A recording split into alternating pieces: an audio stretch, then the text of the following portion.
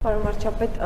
երեք հարց ունեմ, քանի որ քիչ են գործընկերներս եւ ժամանակ կա, եթե հնարավոր է երեքին էլ ժամանակը 44 րոպե եթե հնարավոր է։ Առաջինը, պարոն վարչապետ, Վաշինգտոնյան համաձայնություններից հետո Ադրբեջանի նախագահը եւ տարբեր պաշտոնյաներ օգտագործում էին Զանգեզուրի միջանցք ձևակերպումը, դուք տարբեր հարթակներից, այդ թվում միջազգային արձագանքում եք, ակնկալում եք բարձաբանում, թե ինչ են հասկանում այդ տերմինը օգտագործելով, հետո եղավ Կոպենհագենի հանդիպումը եւ կողմերը նույնաբովանդակ ձևակերպման հայտարարություն տարածեցին թրիփի նախագիծ ձևակերպումը օգտագործելով, բայց դրանից հետո էլ շարունակվեց կրկին տերմինի կիրառումը Զանգեզուրի միջանցք ձևակերպմամբ, Ադրբեջանի նախագահը դա արեց թուրքական պետությունների կազմակերպության նիստում։ Ես ուզում եմ հարցնել, հնչեց նաև արձագանք, որ դա չի վերաբերվում Հայաստանի տարածքին։ Ես ուզում եմ դուք հստակեցնեք, որ դա չի վերաբերվում Հայաստանի տարածքին, սա արդյոք ադրբեջանական կողմի պարզաբանումն է, որ հայկական կողմը ակնկալում էր ստանալ։ Իրենք են ասել, որ դա Հայաստանի տարածքի մասին չէ։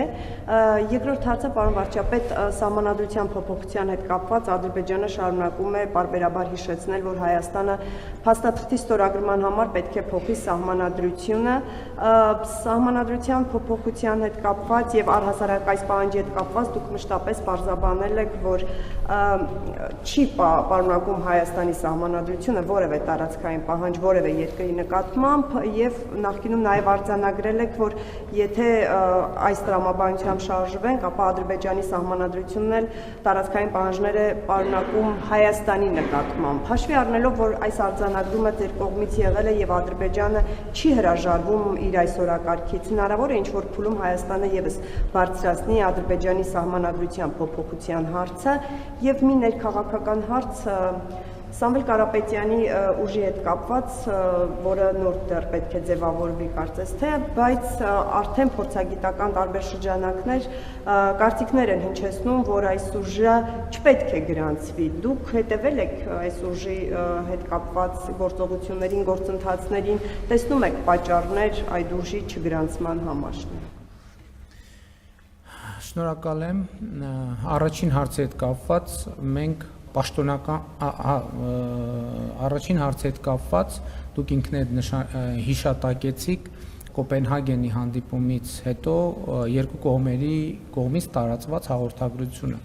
Ես առաջարկում եմ, որպեսզի ամեն ինչ ճիշտ լինի, մենք հարցերը մեկնաբանելիս հենվենք ոչ թե բանավոր քննարկումների, այլ գրավոր թղթերի վրա, որովհետև մի կողմից այո, եղել են քննարկումներ եւ եթե չեմ սխալվում դրա վերաբերյալ էր, մենք տեղեկատվություն տվել ենք, մեկնաբանություն տվել ենք, որ այո, եղել է քննարկումներ,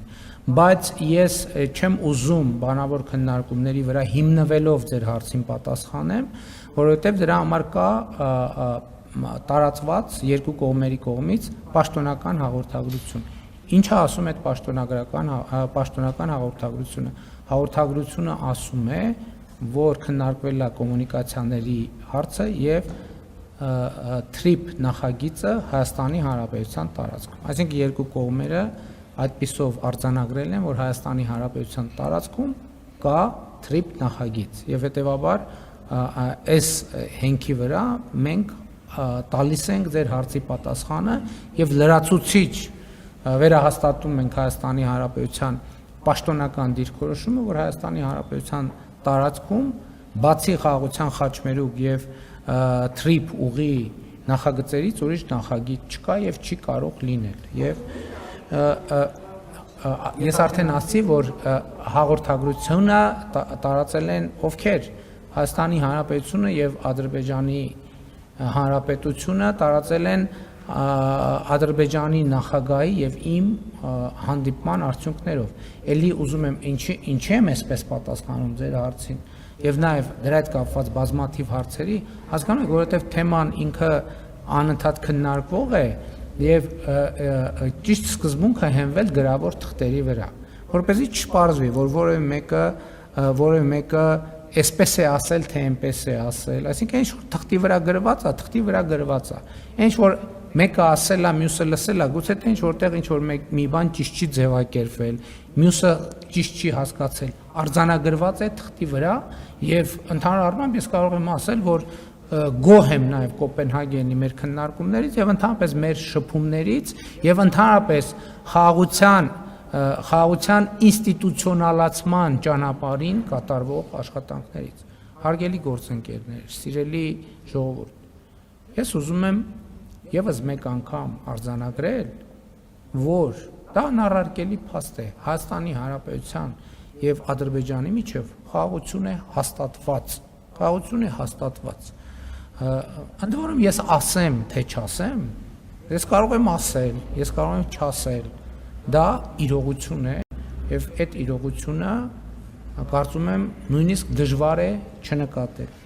Հաջորդ հարցի վերաբերյալ սահմանադրության հետ կապված մենք մեր դիրքորոշումները արտահայտել ենք եւ մեր դիրքորոշումների փոփոխության մասին չենք հայտարարել, այդ շարքում մեր դիրքորոշումները չեն փոխվել։ Դա եթե մենք նման հարց բարձրացնենք, կնշանակի մենք հակասում ենք մեր դիրքորոշումներին։ Իսկ ո՞րն է մեր դիրքորոշումը։ Մեր դիրքորոշումն է, որ հիմա արդեն նախաստորագրված խաղաղության համաձայնագրի տեքստում այդ խնդիրը լուծված է։ Դե յուրե ամբողջությամբ եւ համապարփակ կերպով լուծված է։ Սահմանադրության թեման մենք արտաքին քաղաքական օրակարգի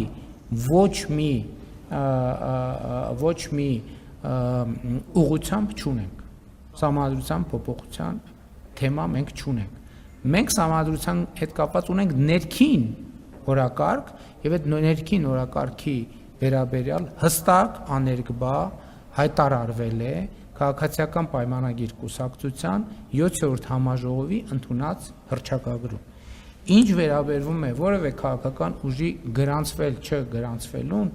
ես այդ թեմաների հետ չեմ առնչվում, որովհետև դա իրավական գործընթաց է։ Ես նույնիսկ ոչ լսել եմ կարծիքներ, որ դա պետքա գրանցել, ոչ լսել եմ կարծիքներ, որ դա պետքա չգրանցել, որովհետև դա ինձ հետ առնչություն չունեցող թեմա է։